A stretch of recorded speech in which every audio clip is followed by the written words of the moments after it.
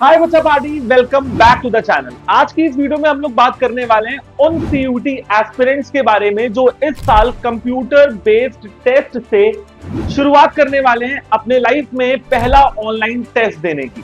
बच्चों, मैं जानता हूं कि आप लोग अभी तक स्कूल में थे और आपके पूरे एकेडमिक्स में आपने एक भी बार कंप्यूटर बेस्ड टेस्ट यानी कि ऑनलाइन एग्जामिनेशन नहीं दिया होगा। हाँ, मैं मानता हूं कि कुछ बच्चे ऐसे होंगे जिन्होंने पिछले साल सीयूटी का पेपर दिया होगा और वो इस साल दोबारा से दे रहे होंगे, तो उनको ऑनलाइन एग्जाम के बारे में आइडिया होगा। लेकिन मोस्ट ऑफ द बच्चों को, मोस्ट ऑफ द स्टूडेंट्स को अभी तक ऑनलाइन एग्जाम क्या होता है इसका ओ भी नहीं पता है। तो चलिए बेटा, आज की इस वीडियो में हम लोग इसी चीज के बारे में बात करने वाले हैं।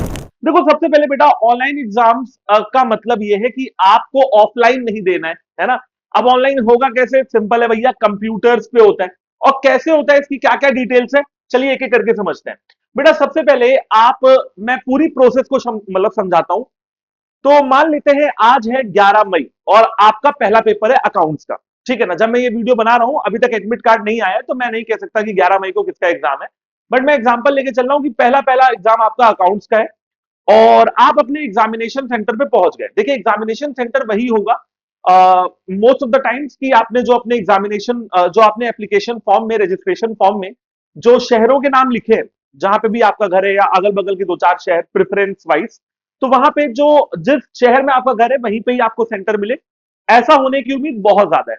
तो जो भी आपका सेंटर है घर से जितनी भी दूर है, वहां पे आपको बेटा 1 से 1.5 घंटे पहले पहुंच जाना है। देखो, 2-3 घंटे पहले पहुंचने का भी कोई मतलब नहीं है, गेट वेट खुलते नहीं है, आप धूप में खड़े रहोगे।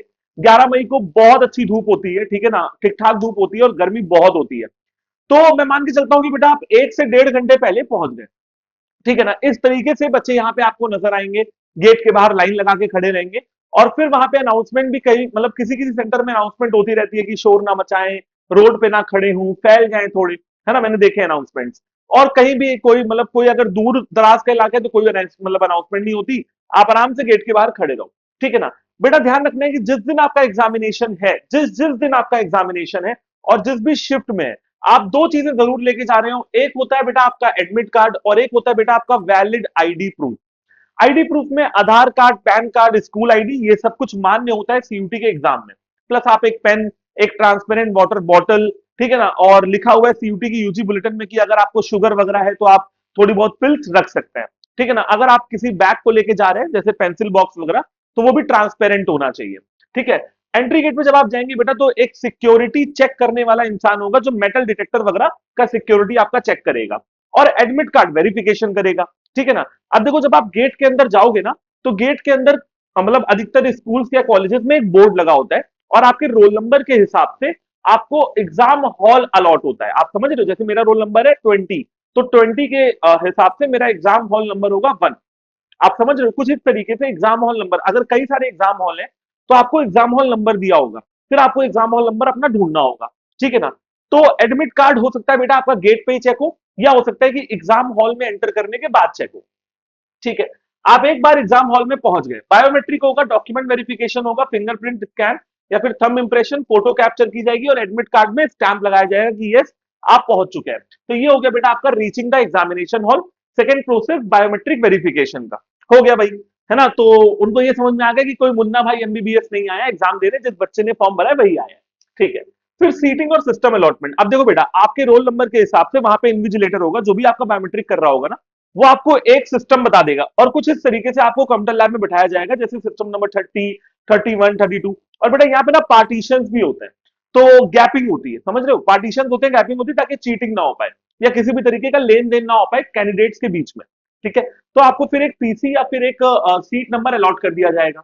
अलॉट होने के बाद आपको अपने पीसी या सीट नंबर पे जाके 15-20 मिनट पहले ही बैठ जाना है। वहां पे बेटा यूजर आईडी और पासवर्ड आपको दिया जाएगा। ठीक है ना। हो सकता है कि आपको इन्विजिलेटर ये यूजर आईडी और पासवर्ड दे दे और आपको लॉग इन करना होगा। लॉग इन प्रोसेस सिंपल है। इस तरीके की बेटा स्क्रीन आपको अपने वहां पे नजर आएगी, जहां पे आपका नाम, आपके सब्जेक्ट का नाम, क्या पेपर आप देने आ रहे हो और सारी चीजें रहेंगी। ठीक है ना। तो और हाँ, सिस्टम का नेम भी आएगा कि आप किस सिस्टम पे बैठे हुए हो और फिर आपको यूजर नेम पासवर्ड डाल के लॉग इन कर देना है। जैसे ही आप लॉग इन करेंगे बेटा, तो जब आपका पेपर शुरू होने वाला होगा तो कुछ इस तरीके की स्क्रीन और वहां पे अनाउंसमेंट होती रहेगी कि अब लॉग इन करना है। मतलब एग्जाम से 5 मिनट पहले बोला जाएगा कि लॉग इन करना है। ठीक है ना। तो आप लॉग इन कर लेना उसके बाद बेटा कुछ इस तरीके की स्क्रीन आएगी जहां पे सारे जनरल इंस्ट्रक्शंस होंगे। तो जनरल इंस्ट्रक्शंस मैं आपको अभी बता देता हूं, तो आप इसको वहां बैठ के पढ़ने मत लगना कि पता चला कि भाई आपका एग्जाम 10 बजे शुरू हो रहा है तो आप 10:05 तक जनरल इंस्ट्रक्शंस ही पढ़ रहे हो, मत करना। अभी बता देता हूं तो आप आराम से जनरल जनरल इंस्ट्रक्शन समझ जाओगे। खैर, जनरल इंस्ट्रक्शंस में आगे बढ़ने के बाद आपको यहाँ पे ना आई हैव रेड पे टिक करना है और टिक करके आपको प्रोसीड पे आ जाना है। जैसे बेटा आप प्रोसीड करते हैं तो आपका जो एग्जामिनेशन है वो स्टार्ट हो जाएगा और यहाँ पे आपको टाइमर भी दिख जाएगा। वैसे तो ये 2 घंटे का टाइमर है, बट आपका एग्जाम क्योंकि 60 मिनट का होगा तो 60 मिनट्स का टाइमर आपको यहाँ पे मिलेगा। आपका नाम, एग्जाम का नाम, ठीक है ना, सब्जेक्ट, कौन सा सब्जेक्ट का आपका एग्जाम है, सारी चीजें यहाँ पे रहेंगी। और कुछ इस तरीके से बेटा पहला क्वेश्चन आपको आपकी स्क्रीन पे नजर आएगा। ठीक है, अगेन वही बात है, क्वेश्चन होगा, 4 ऑप्शन होंगे और यहाँ पे टिक करने का रहेगा। अब यहाँ पे आपको स्क्रॉल बार दिख रहा है ना, ये वाला जो स्क्रॉल बार है आप इसको ऊपर करेंगे तो फिर वो आ जाएगा 1 2 3 4, रेडियो बॉक्स टाइप का होता है जिसपे एक पे आपको टिक करना होता है। तो जैसे ही आपने टिक कर लिया आप सेव एंड नेक्स्ट कर देंगे। सेव एंड नेक्स्ट करते समय क्या होगा, ये देखिए कुछ इस तरीके से क्वेश्चन पैलेट होता है। ठीक है, क्वेश्चन पैलेट में आपको 50 क्वेश्चन, अब क्योंकि आपके पेपर में 50 क्वेश्चन आएंगे तो 50 क्वेश्चन का क्वेश्चन पैलेट होगा। जिस भी क्वेश्चन को आप टिक करते जाओगे वो पैलेट ग्रीन होता जाएगा। ठीक है ना। अब इसके कुछ फीचर्स है उनके बारे में बात कर लेते हैं। बेटा देखो, सबसे पहले जिन क्वेश्चंस को आपने विजिट नहीं किए वो व्हाइट होंगे, है ना, वो व्हाइट होंगे, लिखा होगा नॉट विजिटेड। जिन क्वेश्चंस को आपने आंसर नहीं दिया, जैसे इस क्वेश्चन नंबर 1 पे भी बच्चा है आंसर नहीं दिया है, तो 1 क्वेश्चन नॉट आंसर, यानी कि विजिट कर लिया है बट आंसर नहीं दिया है ना, तो ये कोई फीचर नहीं है। फीचर अब शुरू होता है। अगर आपने आंसर दे दिया है तो बेटा आंसर्ड हो जाएगा। तो जितने आप आंसर दोगे, जैसे आपने 20 क्वेश्चन का आंसर दिया तो 20 आंसर, 40 क्वेश्चन का आंसर दिया तो 40 आंसर। ठीक है बेटा, आप कुछ इस तरीके से ये कर सकते हो, मार्क फॉर रिव्यू। ठीक है ना, मार्क फॉर रिव्यू कर सकते हो। तो इसमें आपका पर्पल पे ग्रीन कलर का जो निशान आ रहा है वो आ जाएगा कि आपने इस क्वेश्चन को मार्क फॉर रिव्यू कर रखा है और इसका आंसर भी दिया है, यानी कि मैं कहूं कि इसका आंसर है जॉइंट वेंचर, तो जॉइंट वेंचर आंसर देके आपने रिव्यू के लिए मार्क किया हुआ है। एक फीचर और होता है बेटा, save and mark for review, कि आपने आंसर नहीं दिया बट आपने रिव्यू के लिए मार्क कर लिया है। मैं आपको अपने सजेशन देता हूं, बाकी तो देखो सजेशन देने वाले बहुत सजेशन देंगे, मैं भी दे रहा हूं अपना सजेशन। ठीक है ना, बिन मांगी एक राय है, ले लो, काम आएगी। इन सब चक्करों में पढ़ो ही नहीं, कंफ्यूजन क्रिएट होगा, क्या मैंने आंसर दिया है, क्या रिव्यू किया है। भाई सिंपल है, क्वेश्चन आ रहा है तो बेटा टिक करने का और आगे बढ़ने का, क्वेश्चन नहीं आ रहा है तो छोड़ देने का उसी समय, क्योंकि आपके पास दोबारा रिव्यू वगैरह करने का टाइम कहां रहेगा। 60 मिनट में आपको क्या लग रहा है, 50 क्वेश्चन टिक करने के बाद क्या आपके पास इतना टाइम रहेगा कि आप वापस जाओ, रिव्यू करो, ये करो, वो करो, नहीं रहेगा। ठीक है ना, और रहेगा तो 2-3 क्वेश्चन का रहेगा। तो ऐसा मत करना कि तुमने 10 क्वेश्चन मार्क फॉर रिव्यू कर रखे हैं, 20 क्वेश्चन मार्क फॉर रिव्यू कर रखे हैं, बाबा तो यहाँ इतना टाइम नहीं रहेगा। समझ रहे हो, 1-2 क्वेश्चन में ये सारी चीजें चलती हैं। बेटा इसको करने के बाद जब आपका पूरा पेपर हो जाए ना, जब आपके 50 क्वेश्चन हो गए पूरे, तो आपको ये सबमिट वाला बटन दबा देना है। सबमिट वाला जैसे ही आप बटन दबाओगे तो आपका जो एग्जामिनेशन है वो आपका सबमिट हो जाएगा। ठीक है ना, और अगर टाइमर आपने सबमिट नहीं दबाया, टाइमर खत्म हो गया तो भी वो सबमिट हो जाएगा।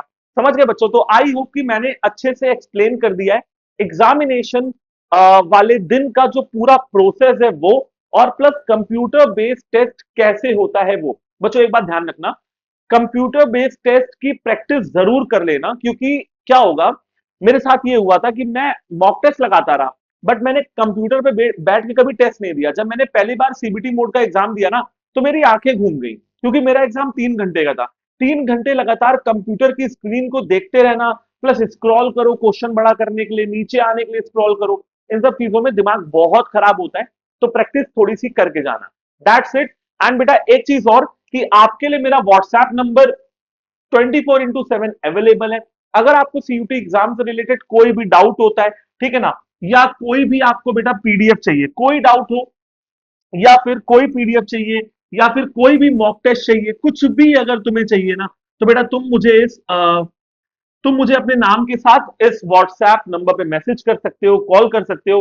और मेरे ही फोन में कोई मेरी टीम नहीं है तो कोई नहीं उठाएगा, मैं ही उठाऊंगा, मैं ही आपके मैसेज का रिप्लाई करूंगा। उम्मीद करता हूं बच्चों की ये वीडियो आपको अच्छी लगी हो। अगर अच्छी लगी है तो अपने दोस्तों तक जरूर शेयर कर दीजिएगा, और मेरा सीयूटी, जस्ट सीयूटी का जो ये चैनल है बेटा जरूर से जरूर सब्सक्राइब कर देना। Thank you so much, all the very best, have a good day, जय हिंद।